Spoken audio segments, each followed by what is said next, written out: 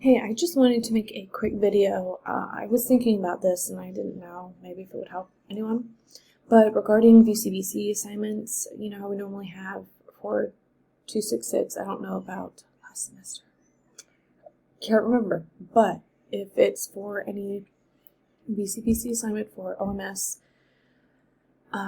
assignments and for Shadow Health, I just have some helpful tips, gosh, I can't talk, tips that have helped me get more information so I'm better prepared for VCBC, but also it just makes the whole process run smoother for OMS.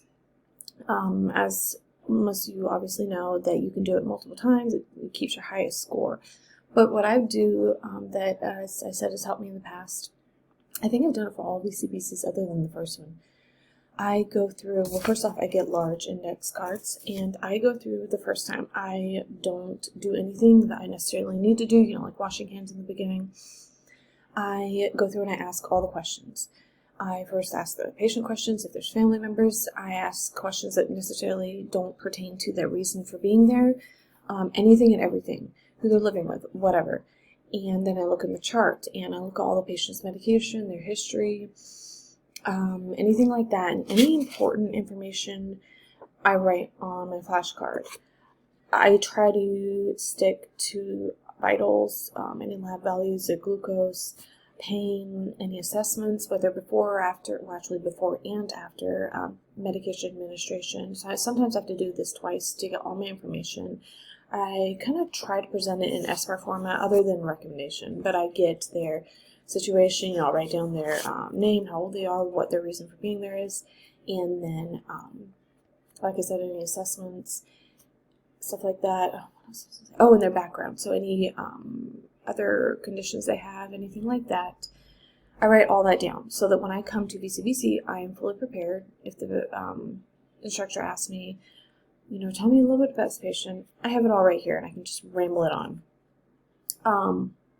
Then I will go do it again to figure out what I need to do, try to do everything in the appropriate steps I think is needed, and then I'll look at these grade at the end, see what I need to do, and then do it again. So sometimes I do this OMS assignment like 4 times, but a high grade is important if you can. And then same thing for Shadow Health. I go through that. They take me quite a while, unfortunately, sometimes, because I do the same thing. I go through and I write down as much information as I can. I'll, before, you know how like when you get to the part after you greet them and you wash your hands and all that, before you start asking all the questions, I'll go through the chart that they offer there and write down the same stuff for the patient. And then as I'm going through and asking the questions, I write down anything that I think is important here. Again, lab values, you kind of have to work through everything, because I know before I started doing this, I wouldn't really look at the lab values, unless it was pertinent to what was happening in that scenario. But for this I do, because, I mean, most of the time I haven't had to give that information during VCBC, but I don't know, I just want to be prepared. Yeah, so just thought I would share that. Hopefully it could help someone, I don't know. But yeah,